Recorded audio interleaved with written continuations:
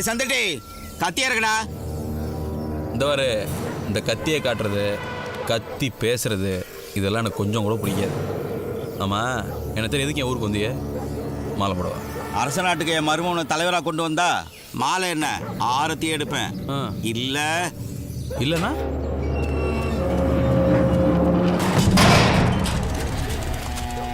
ரொம்ப வசதியாக போச்சு.